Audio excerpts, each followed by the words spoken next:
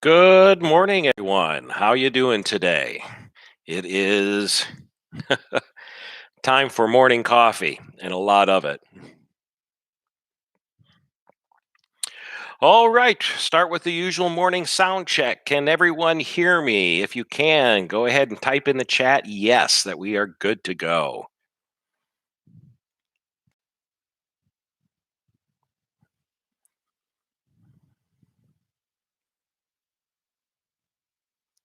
See, I see Shelda and Marie and the Davidsons.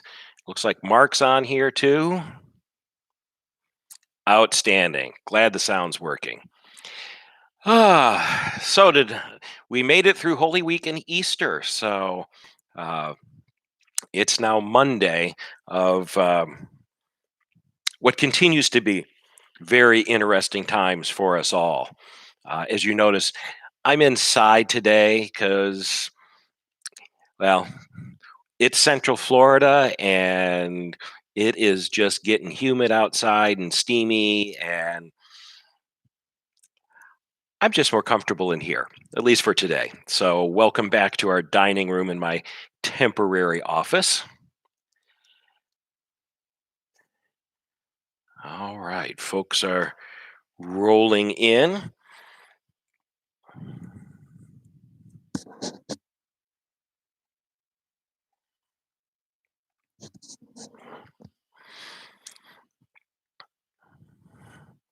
So, yesterday we had a. Oh, what I got something going on over here. So, I'm going to have to close this down. Boom. Okay. Well, yesterday was Easter Sunday. We all got through it. And what did everyone do in the afternoon? Always the interesting thing is what did you do for your Easter afternoon? We continued on with our family tradition. We've done this for years and years, and even though it's just a small, small group of us, it was actually, just uh, our little selves. We got a. I found a small leg of lamb at Publix, just a little tiny one. And our tradition has always been to have family over, and I'll do a big leg of lamb, and throw that on the grill after worship. And so after all the work and everything of Easter morning, I'm pretty tired at that point, but I'll come home, I'll make a nice martini, and I will go outside and take this leg of lamb that's marinated overnight and throw that on the grill that, and then Carla takes care of everything else and for the lunch, and then we all come back in, and then after a few hours, everyone goes home, and then I take a nap. So it was a little more abbreviated yesterday. I had made a French scallop potato dish Saturday night, so it was just a matter of her putting that into the oven and then me throwing that on the grill. Still had the martini, 3 blue cheese stuffed olives. Yes. So it was a good day. So what else? And then I laid outside in the sun and fell asleep for 2 hours. So it felt good. Then last night we watched the next of the new Harry Potter Wizarding World movies, The Crimes of Grindelwald, which was good. I mean, they aren't as good as the original Harry Potter movies, but it was fun. So, what we have other folks going on here. Mariah did a full Easter dinner and chatted with family. Well, do tell, what is a full Easter dinner in for another Northwestern Ohio person? Let's see. Cracker Barrel takeout. We've got a Cracker Barrel right around the corner from the house here where we live in Altamont Springs. And I swear every day when I go by, there's at least 8 cars in the parking lot. And they've got a little pavilion out front, and folks are coming and going with takeouts, which makes sense. Comfort food is what everyone is craving right now. So, so yeah, all right. Went to the dog park so she could play with her little doggy friends. Chicken for dinner. Yeah, avoiding the news. That's a good plan on Easter day. Mid-afternoon dinner with Easter ham, video visits. We did video visit with my family. Our tradition is my parents and my brother and sister and my aunt up in Columbus, Ohio. We all Skype every afternoon, every Sunday afternoon at 4:30. We've been doing this for 8, 10 years now. So, a Disney Easter parade from 1992. Was that on Disney Plus by chance, or where did you find that? Yeah, I miss Disney terribly because this is the day after Easter, which is typically a day that all pastors take off because we're fried, and it's one I typically like to go hit Disney at. Oh, Mariah, roast chicken, glazed ham, broccoli casserole. Yes, Ohio, broccoli cheese casserole. And for those of you who don't know it, we can give you a description. Cheesy potatoes, homemade rolls, peanut butter, and chocolate cheesecake. It sounds like what, you know, family dinners at when we get together at Carla's mom or dad's was usually on the table, be it Christmas or Easter or other gatherings. Ham and sweet potatoes. Boy, sounds like folks did okay. Had a meal to celebrate as well as the meal we shared in with communion. So I'm glad for you. It's we tried. I think all of us to make it as much a day with you and friends as possible. Uh,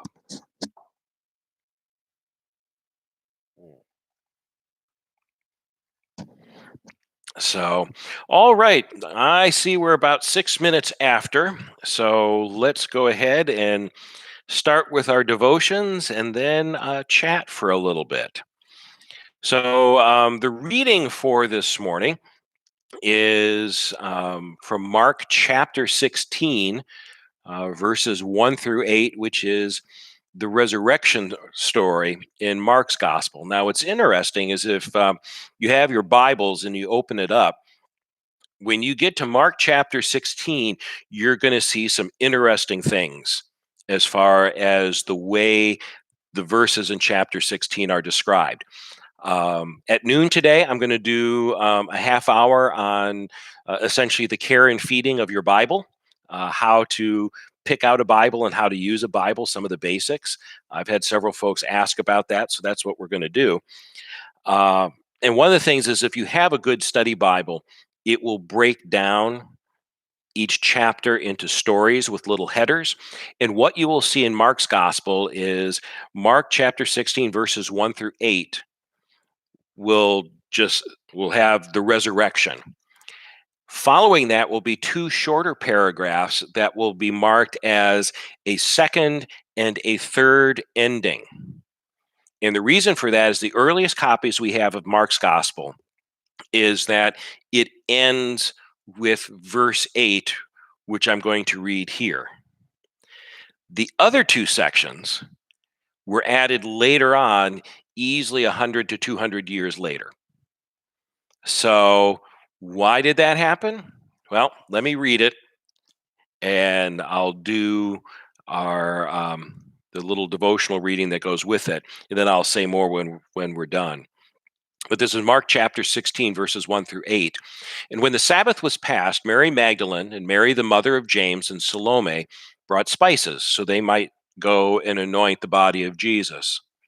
And very early on the first day of the week, they went to the tomb when the sun had risen. And they were saying to one another, "Who will roll away the stone for us from the door of the tomb?" And looking up, they saw that the stone was rolled back, and it was very large. And entering the tomb, they saw a young man sitting on the right side, dressed in a white robe, and they were amazed. He said to them, "Do not be amazed. You seek Jesus of Nazareth, who was crucified. He is risen. He is not here. See the place where they laid him? But go and tell his disciples and Peter that he is going before you to Galilee. There you will see him as he told you." And then they went out and fled from the tomb, for trembling and astonishment had come upon them. And they said nothing to anyone, for they were afraid.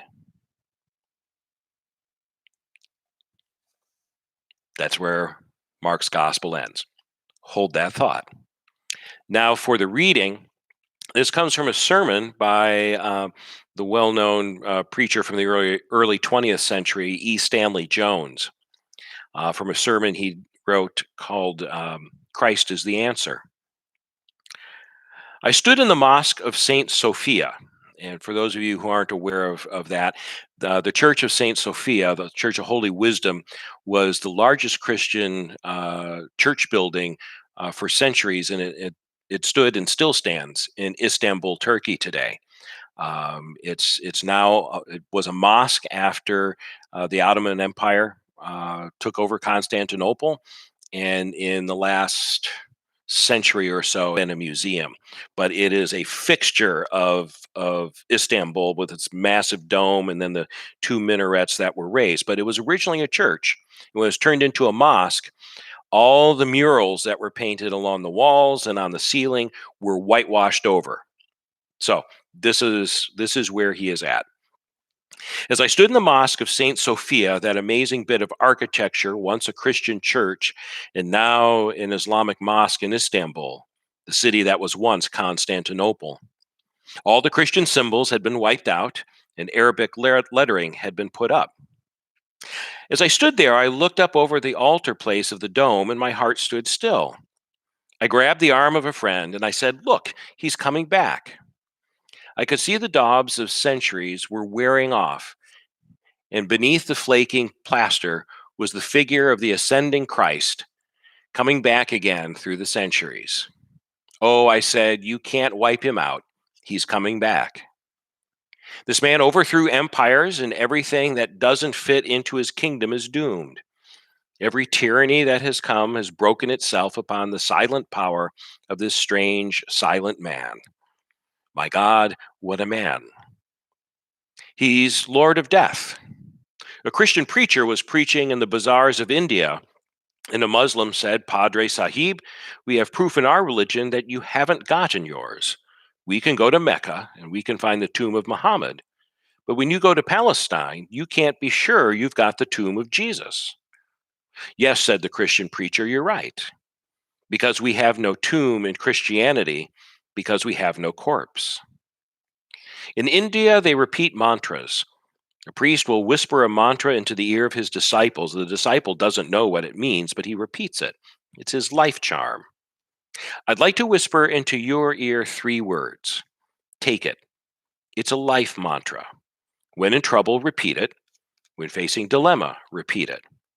When facing sin, repeat it. When facing disaster, repeat it. When facing temptations, repeat it. Jesus is Lord. Take those three words and go into the tomorrow and into the future. And there is no future. It is all present. Jesus is Lord. Then the prayer is a poem by John of Damascus, born 676, died 760. It's a poem that actually has been set to several hymn tunes over the centuries. Come, you faithful, raise the strain of triumphant gladness. God has brought his Israel into joy from sadness. Loose from Pharaoh's bitter yoke, Jacob's sons and daughters, led them on moistened foot through the Red Sea waters. 'Tis the spring of souls today, Christ has burst his prison. From 3 days' sleep and death, as a sun has risen. All the winter of our sins, long and dark, is flying. From his light to whom we give laud and praise undying. Now the queen of seasons bright, with the day of splendor, with the royal feast of feasts comes its joy to render. Come to glad Jerusalem, who with true affection welcomes in unwearied strains Christ's resurrection. Amen. Okay, just to back up a bit here on Mark. Mark's gospel ends in, I think, an absolutely marvelous way. Namely, the resurrected Jesus is never described in Mark's gospel. The women run away afraid. They don't tell anyone. Apparently, it leaves it hanging like they are not going to tell the disciples. And I think the brilliance of it is for the reader and Mark is probably the first of the three gospels that was actually written. It was put into a written format. Um, it leaves you, the reader, to decide: is the proclamation of Jesus risen from the dead true? Do you believe it? You become the end of the story. I think it's a brilliant literary device. Unfortunately, many folks did not. So you have a second and third ending to Mark's gospel that have been taken from Matthew and Luke and kind of tacked in there to kind of give you a complete happy ending. And there's Jesus, and Jesus gives the Great Commission, and it's all good. Um, it's not a matter of right or wrong, but like I said, I think I like Mark's storytelling better. So, Bill, I remember you've been there. I know Beamers and others have been there to Istanbul and have seen the Hagia Sophia. That's been on my bucket list for years. I did a paper in college. It was one of my senior thesis papers on the Eastern Orthodox Church. And so for the first part, I spent a semester helping out at a Greek Orthodox church in Columbus, Ohio. Then the second half, because my history major was actually an emphasis in military history. So the second one that I did for my second semester was a paper on the siege of Constantinople in 1453 and its eventual fall to the Ottoman Turks. So I've always wanted to see the church. Right now, it's not a good time to be an American tourist going to Turkey. So, but yeah, I had seen that a few decades ago they uncovered all the Christian art, and sounds magnificent. So maybe someday in this new world where we might get along better with each other, um, it would be nice to be able to do that. So, all right. So that is devotions for today. And like I mentioned earlier in my little promo piece, um, normally on Mondays, the church office is closed and uh, pastors and staff are allowed to, we take a day to kind of regroup. Not quite this year. This is still a little weird. We will have a day off for the staff next Monday. But as it works out this week, we've got a finance team meeting tonight where council is in conversation because we have applied for one of the payroll protection loans uh, that are available through the government and they're available to churches. So finance is looking at that along with council. So if our application's approved, we can move quickly on accepting that with a congregational vote. So that's an important conversation to have because, like any church currently, most of us have had a downturn in giving just because we aren't physically coming together, and we've had people who've lost jobs, laid off, and so as money is tight for our members, money becomes tight for the church. So this is something that I think will be a benefit. So, and then Jennifer and Bob are getting ready to move. They sold their house and are moving into a new place. Of course, this week. So which is fine. I just begged her, please, please, please, don't do it during Holy Week, and that was before all this happened. So she's working to try and get things done and prepared so she can take the latter part of the week and enjoy the move. But if you had a chance to watch worship yesterday, Holy Week was the culmination of a lot of very hard work by our staff. Um, and what was nice is after the latter part of the week, we turned on the bell tower lights, and I got some thank yous from some nurses um, down there at the hospital who have seen it, and so that was exciting to know that. But then we had a reporter. Oh, what is Rachel's last name? She is she describes herself. She's the good news reporter for Spectrum Channel 13, which is Spectrum TV's in-house news station, which unfortunately I don't get. We have Spectrum Internet, but we don't have cable TV. We've got a big HD antenna that I installed up in the attic. And so we have that, and then we have Netflix, and we have Amazon Prime, and we have CBS All Access, which was very important because that's where Star Trek Picard and Star Trek Discovery are on, which I wanted to see. And for Carla, it's important that she be able to watch The Young and the Restless, as she has had since she was a young girl with her mom.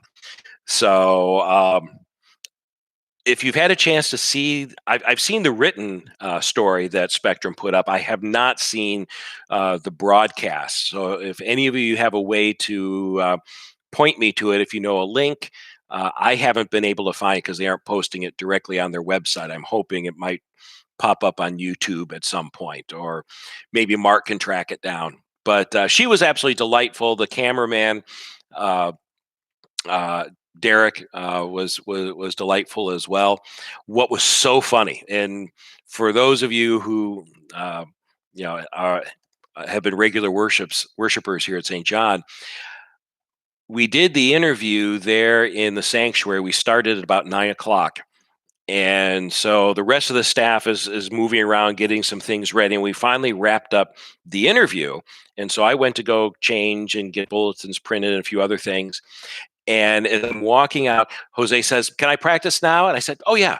So our wonderful gem of a director of music, Jose Sanchez, boom, begins practicing. And both the reporters' heads just whip around, and Derek grabs his camera, stops what he's doing, and goes right up and sets it down. And he's filming Jose. And Rachel did the same thing with her camera, her phone, because she posted it on Twitter. 19 seconds of Derek up there filming Jose while Jose's playing. So he is such a tremendous blessing, I tell you. So there are more virtual concerts that are being posted every week. Jose is working on those, but everyone just did a marvelous job this weekend. Mark managed to coordinate some unbelievable things in pulling a video ministry together like that, and a lot of hard work that he's done. And Carl Eisern, uh, Carl has done so much work in adding equipment and prior to Mark's arrival to beef up our system. And Carl does a great job. And Terry Lindsay now. So those three guys are rotating through to make live streaming happen, because it's now using YouTube like this as well as other things. So they made Holy Week happen. Those three guys, from Passion Sunday, Monday, Thursday, Good Friday to Easter. So definitely thank them all.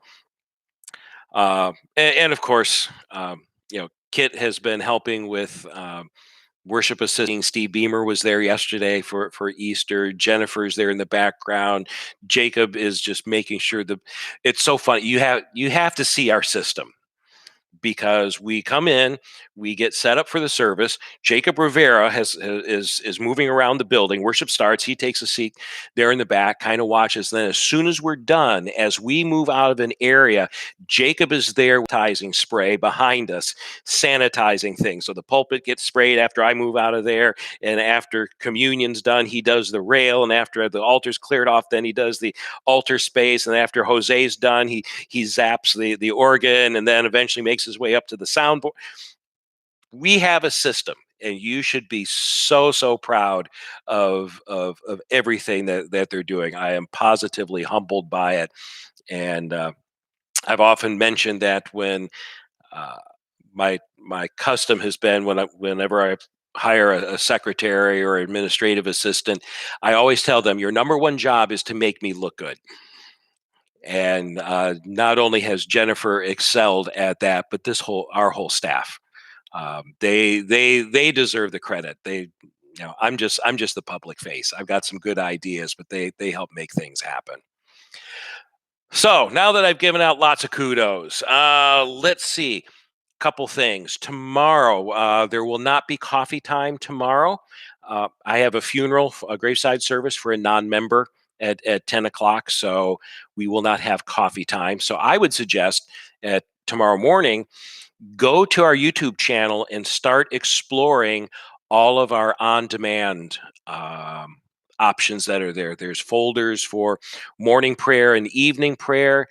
I got a text message this morning that Ed Borman and Kits and Roger have completed a um, I guess I'll call it's a reusable order for morning prayer.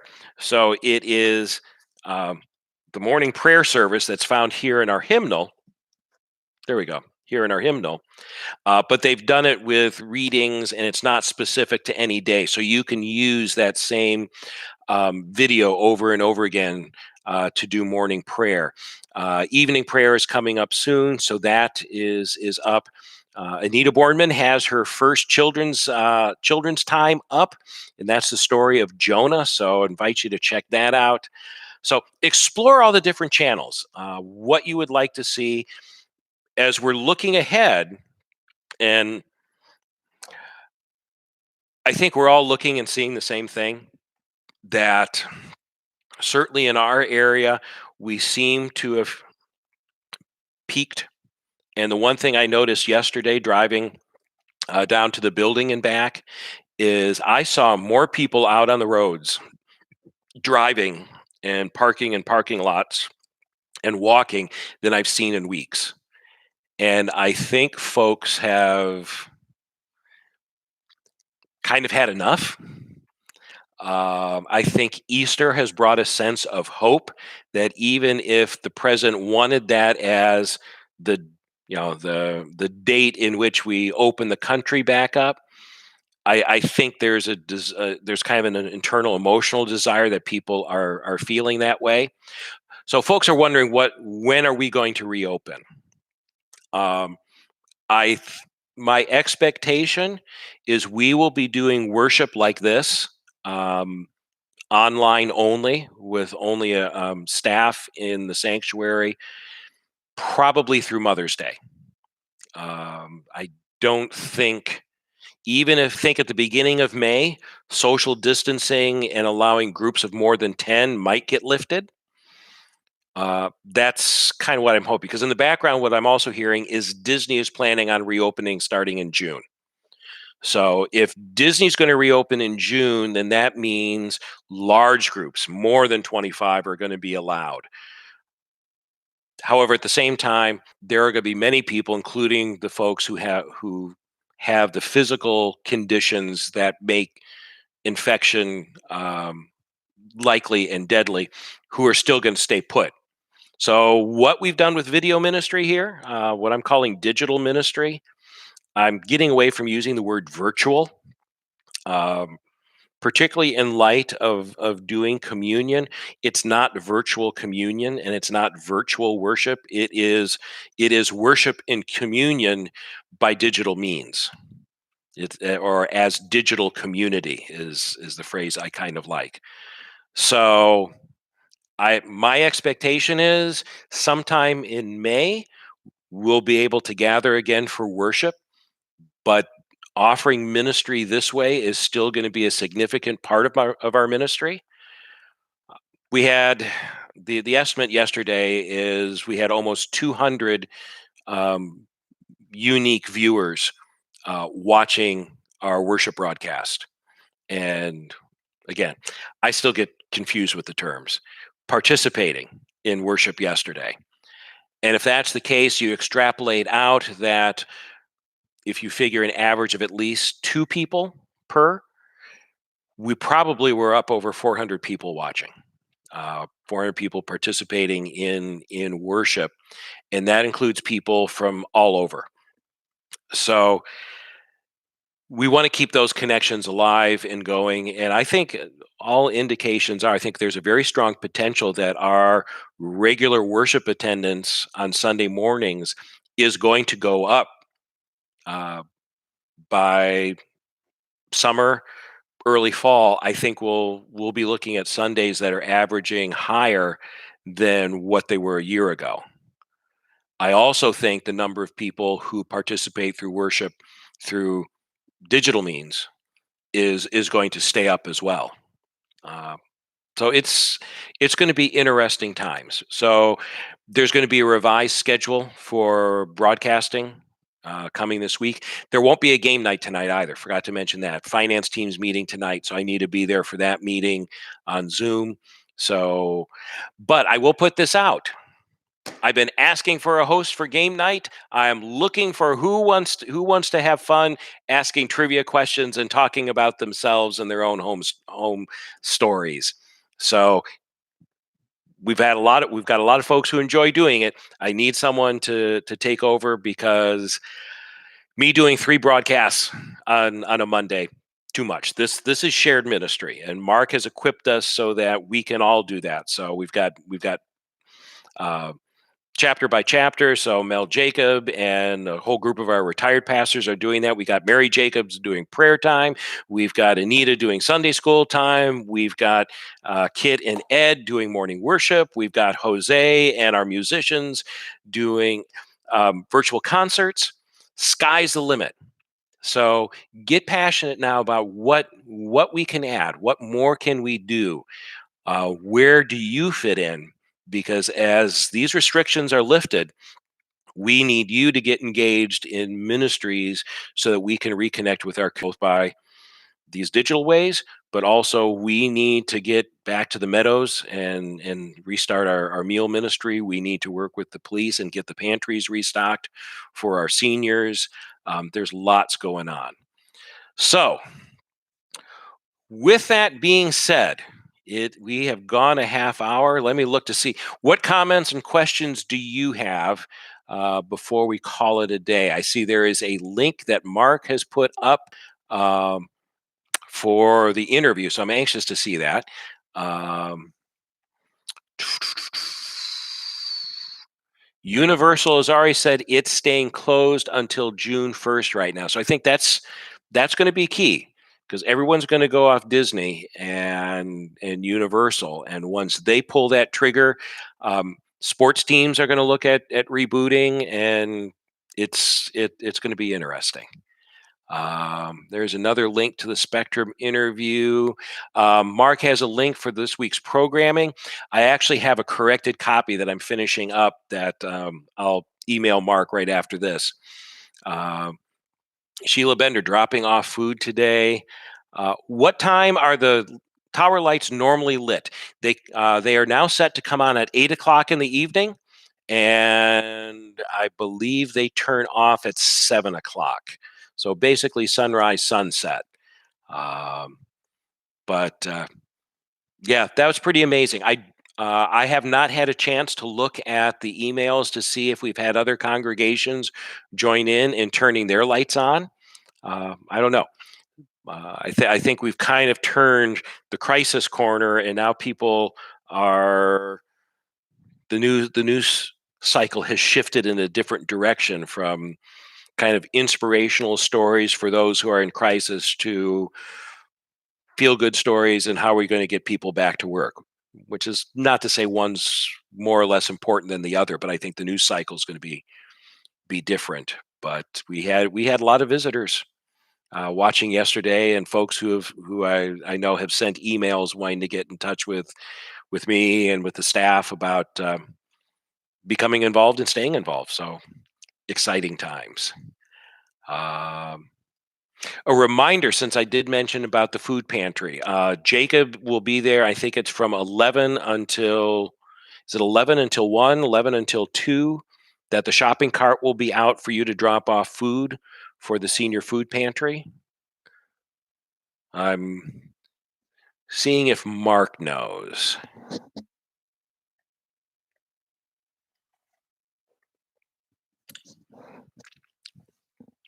Thank you, Amy. 10 to 1. So if you're starting to take a look at your pantry, and I was at Publix last week and noticed that the Publix I go to in Longwood, every shelf was full. I mean, the only things they were missing were, wait for it, guess, what were they missing? The only empty shelves in the entire store, you could get blue cheese, you could get liverwurst, you could get fresh seafood. What couldn't you get?